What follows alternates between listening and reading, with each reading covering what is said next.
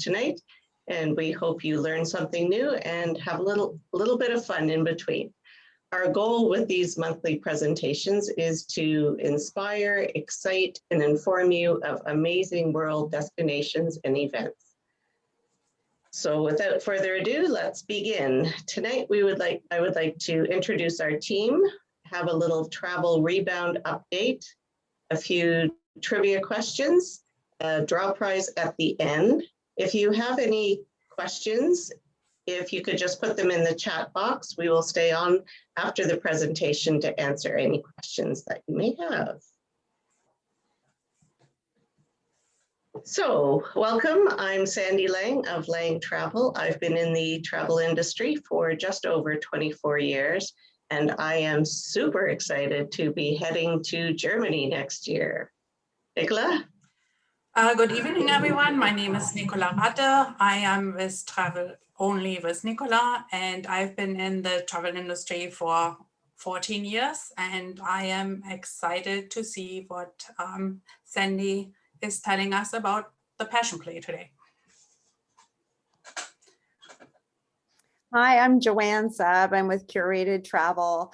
I have also been in the travel industry for close to 10 years now, and I'm excited to hear Sandy's presentation tonight. I've been to Germany once, but Munich is on my bucket list and I can't wait to get back. Thank you. And yes, I'm Jennifer McPherson with Turnkey Travel and very excited for tonight, our second installment of this webinar series. I've been to Germany a couple of times and I have to say, gotta love Munich. There's nothing better than being at the Hofbrauhaus during Oktoberfest or taking a bike tour over at Neuschwanstein Castle. So looking forward to hearing more. But to start off this evening, I am going to give a little bit of an update because there's a lot of news going around on everything from our vaccines to our numbers to what's going to happen when the borders open up. So just to give you an idea of what the world is going to be like when we do rebound into travel, because it will be a when, and I can tell you that we're already seeing a lot of uptick in demand. But right now, we want everyone to be home and be safe, and as the case numbers do spike in certain areas of Canada, we are in a race right now with the variants and the vaccines. So for the summer, we're probably looking here with Canada more of the staycations and limited interprovincial travel with some restrictions as we're already hearing, and in hopes of flattening out that third wave. But other countries, as we've seen in the news, Brazil and India, remind us that the whole world is really going to need to be vaccinated before we can safely travel to all of our global destinations. And also that the new normal is going to be part of the COVID protocols we've all come to know with face masks, distancing, and sanitizing. But south of us, our US friends have definitely been leading the charge with the travel bookings. They're being rebounding quite quickly with their vaccines, and as such are leading the way with their bookings. And most of the US travel suppliers are actually having a difficult time keeping up with the rehiring and training of their staff. We're seeing cruise lines that are going to be cruising this summer around Europe or in the Caribbean, and that is going to be a good start for the rebound of the cruising industry.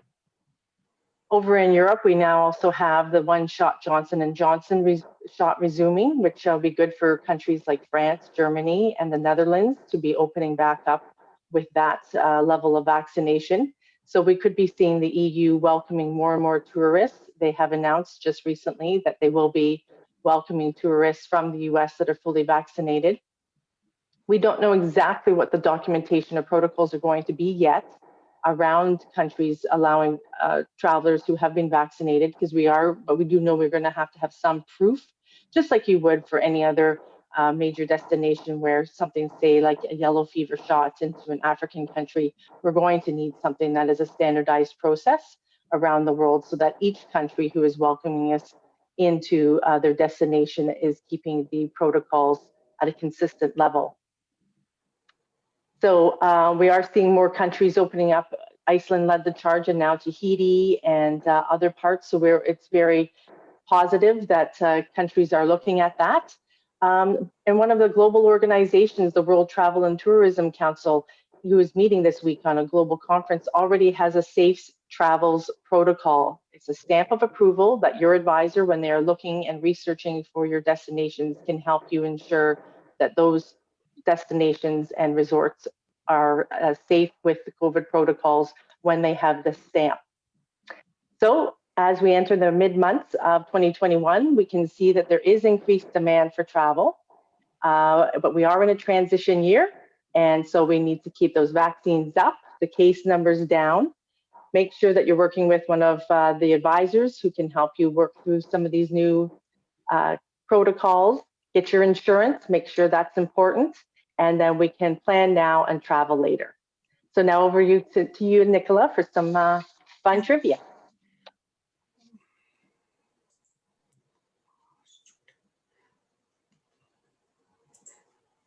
Okay, so the first question we have is, other than the Passion Play, what is the town of Oberammergau known for?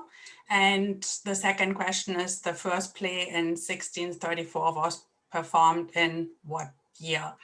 And so if you just want to click on the radio button with your answer, and then I let it go for a couple of seconds, and then we will see what the answers are. For those who can't see, you just need to click the polling button at the bottom of your screen. Okay.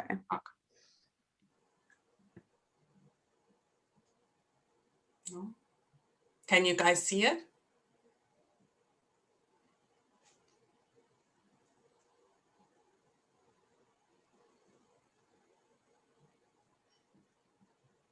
Okay, I give it like 4 more seconds. Okay, thank you, everyone. Okay, here you can see the results, and actually for number 1, the answer is woodworking. Woodworking has been a 500-year tradition in Oberammergau, and over 40 shops are offering little figurines from 1 inch in size to 4 feet. And if you don't have the time to go to Germany, you can also see some of the works at the Art Gallery of Ontario. The second question, it was in a graveyard, and the parish proved far too small, and so it was held in the graveyard before the graves of the villagers who had died of the plague.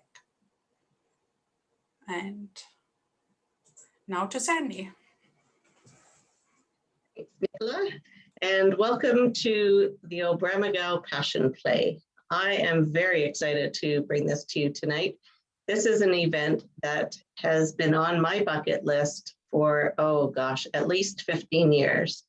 It only happens once every decade, and I was so excited to be heading there in 2020, but COVID had another idea, and the play was postponed for 2 years.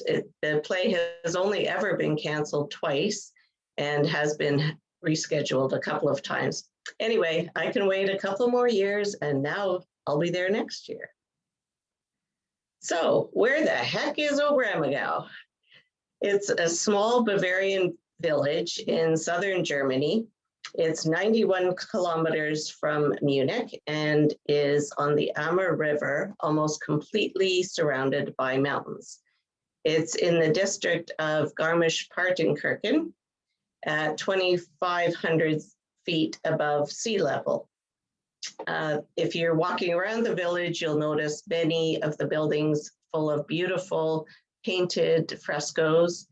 And yes, a visit to one of the many wood carvers is a definite must. In fact, there's even a state-run college for wood carving in Oberammergau.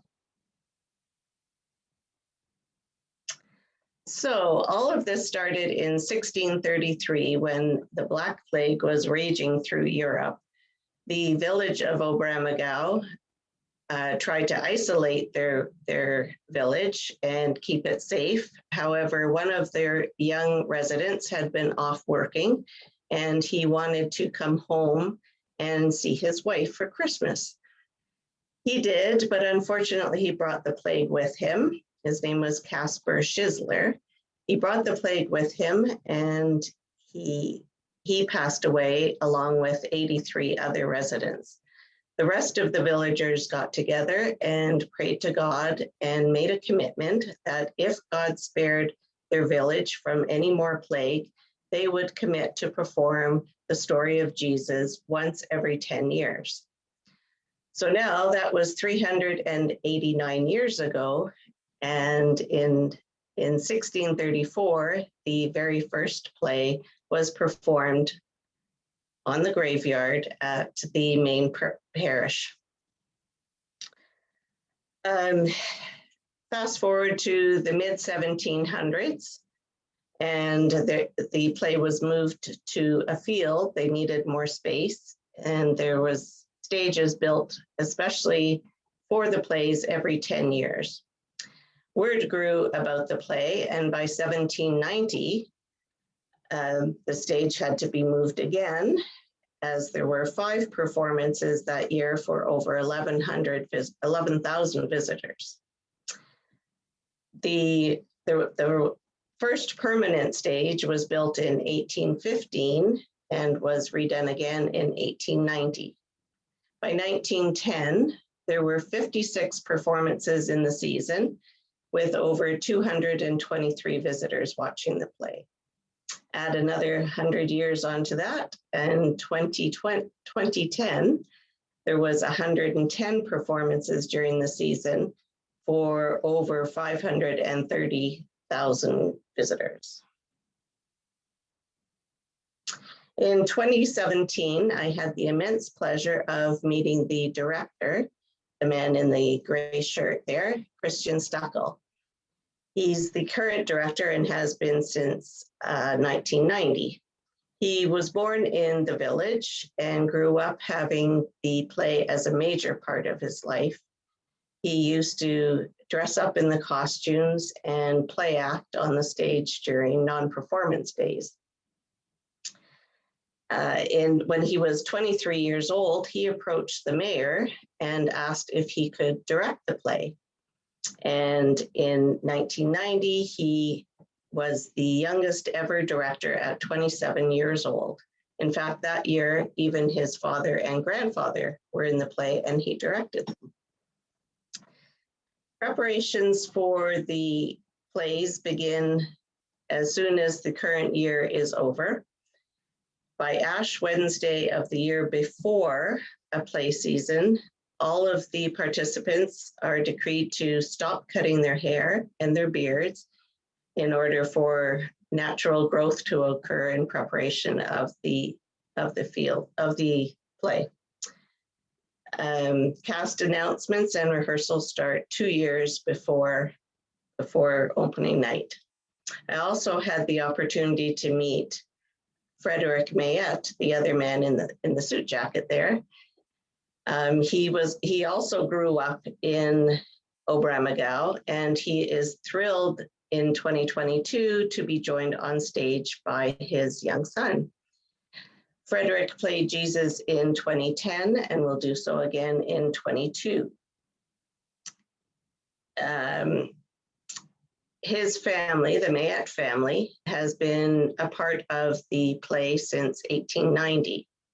And Frederick told me how excited he was in 1990 when he was 10 years old to sit in the audience and watch the play with his great-grandmother. To him, Oberammergau is the best place on earth to live. So why is Oberammergau so special? Well, 2022 will be the 42nd performance of the play. It will run from 14th of May to the 2nd of October with 5 performances a week. And the performance is actually 5 hours long with a 3-hour dinner intermission in between.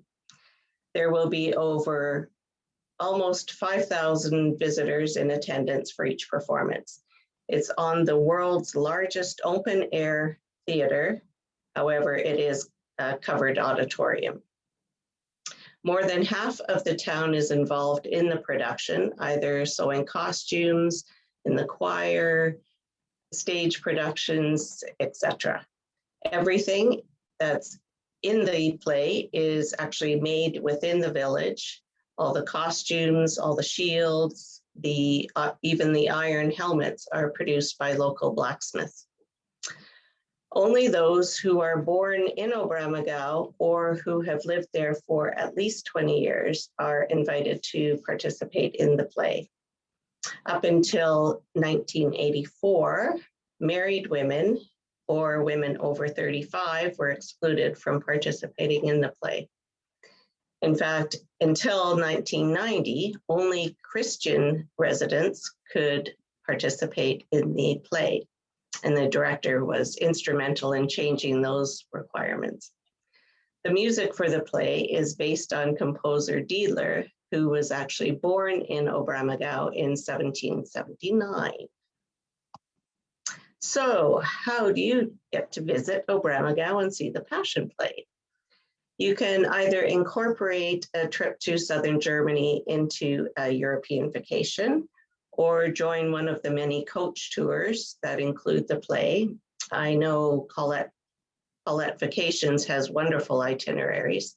Or you can add on a 2-day extension onto a river cruise, which is what I'm doing in September of 22 with Emerald Cruises. And now over to Nicola, who will tell you more about the area.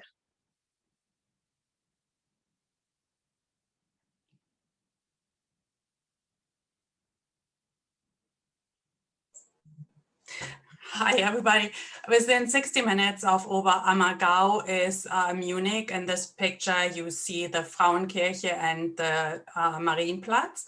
And of course, there are many museums, art galleries. There's the English Garden and the Nymphenburg Palace. And of course, as Joanne mentioned before, the Hofbräuhaus. And you can even surf in Munich. And some of my favorite foods there are Weißwurst, of course, but you have to have it before the noon bell ring. So that's one destination you can go to. The next one, of course, Neuschwanstein, which was built by King Ludwig II, which gave Walt Disney the inspiration for Disney's Sleeping Beauty Castle.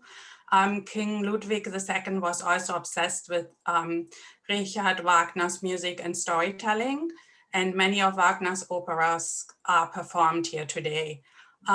Just to mention for people with mobility, this is not really friendly for people that have mobility issues. However, there is an elevator in the castle, but it needs to be reserved in advance, and you still have to walk quite a bit from the parking lot. The next one is Garmisch-Partenkirchen, which is only 20 minutes away from Oberammergau. And it's one of the busiest year-round destinations in Bavaria for hiking, cycling, skiing, skating, etc. Also, the 1936 Winter Olympics were held here at the Olympic Park. The Siegspitzer is Germany's highest mountain at 2,962 meters above sea level. You can walk up the mountain if you're up for it. You can take the Cogwheel Railway from Garmisch-Partenkirchen or the cable car from Eibsee. A little bit farther out is Innsbruck, which takes you about 1.5 hours.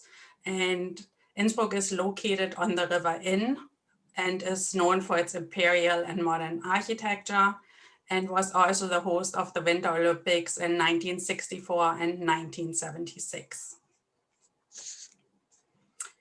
Salzburg is medieval and Baroque buildings are found throughout the cities. It's about two hours out, 2 hours, 20 minutes, 50 minutes. You can also visit Mozart's birthplace and the filming location of The Sound of Music. St. Moritz, you can go to St. Moritz, which is a little bit further out, with a little bit over 3 hours. In St. Moritz, you can hop on the Bernina Express and to Tirano in Italy, and then this can be extended with a bus tour to Lugano, or you can take the Glacier Express from St. Moritz to Zermatt. These two next cities are very dear to my heart. I visited them a couple of times. My brother went to university here in Pasau. It's about 3 hours out and it's right at the border. If you look over the river, it's over the Danube. Austria is right there. And so Passau is located at the confluence of the Danube, the Inn, and the Ilz, and is also known as the Three River City. You can visit the St. Stephen Cathedral to admire Europe's largest pipe organ. The next one is, of course, Nuremberg. My brother has been living there now for over 20 years. It's a great destination for World War II history buffs. You can also visit the rally grounds. You visit the walled old town and the Kaiserburg. You can take a tour underground the castle and see the medieval water supply lines, or visit the Christkindl market. The Christmas market is one of the oldest and most famous markets in the world.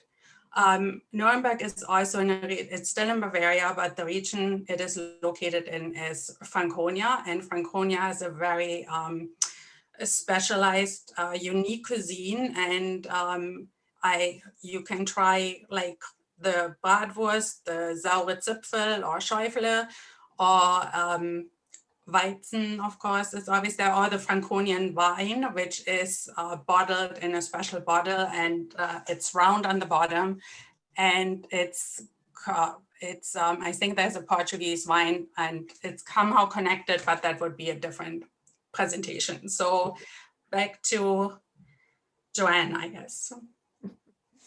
All right, so that wraps up our presentation tonight. We hope you enjoyed our discussion and presentation about Oberammergau and Bavaria in general. We're going to do a prize draw just randomly, and if anybody's interested, you can check out our YouTube channel at Explore the World Live. The presentations are posted there, and again, this is a monthly presentation. So let's see, I'm going to randomly draw a number. Since the first Passion Play was performed in the 1600s, I'm going to pick attendee number 16, which looks like it is Zerka. So Zerka, you're our winner tonight. If you've won a $25 gift card from the MasterCard gift card. So your travel agent will be in touch with you about how to get that prize to you. So congratulations. And then just for next month, we're going to be talking about Floriade and the Netherlands. So this is a big horticultural show exposition that happens every 10 years in the Netherlands. A chance to talk about all things Amsterdam and Gouda cheese and tulips and river cruising. So if you have an opportunity to join us, that's Wednesday, May 26th at 7:30 p.m. That's it for tonight. If you have questions, please stay on. And for those of you who don't have questions, feel free to leave the Zoom call so you don't have to sit through that. But we'll be answering any questions. You can put them in the chat box if you at the bottom there, and we would love to hear from you. That's great. Yes, thanks everyone for joining us this evening. It's always good to explore a little bit of the world, even from our living rooms or kitchens right now. We did have a few questions that had been sent in earlier, so we'll just get the ball rolling a little bit. But as Joanne said, that if you'd like to hear a little bit more, you can stay on. Otherwise, you can also check out our YouTube channel. But the chat box should be at the bottom there, and you can just type in your question and we can get back to you if we can't get through all of the questions tonight. So as Nicola has given you a little bit of the geography around Oberammergau, and of course, Sandy gave us the directions for the play itself, you might be wondering how you can stay in or around the town and then how you actually get to the play. So Sandy, could you maybe give us a little bit of understanding how the logistics would work on where you would stay and how you would be transported in for the play? Certainly. It really depends on who you book with. If you're booking on your own, then it's your own responsibility to book the hotels, which you should do well in advance because they will book up. Or if you're booking a coach tour or a river cruise extension, then that supplier will make sure that you get to your hotel and provide the transfer in between for intermission. There are approximately 12 hotels within the village with there's a total of 65 hotels in the area. So you may not stay right in the village, but you won't be far. That's good, good. The second question was about, sorry, hello, feedback, was the airport. Where would you fly into if, say, you were leaving from one of our Canadian airports like Pearson out of Toronto? Certainly the easiest is to fly direct from Toronto into Munich. It's about 7 hours and 40-minute flight. And that would be your closest international airport to Oberammergau. Okay, all right. So that from there, people could transfer in. Excellent.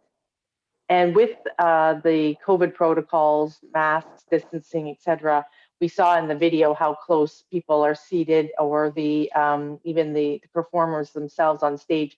Do you know if they'll be taking any different steps or precautions or changing things up a bit for COVID?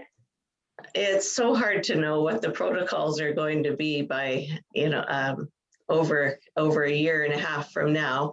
However, they are very, very careful about providing a safe atmosphere for their guests as well as their performers and everybody in the village as well.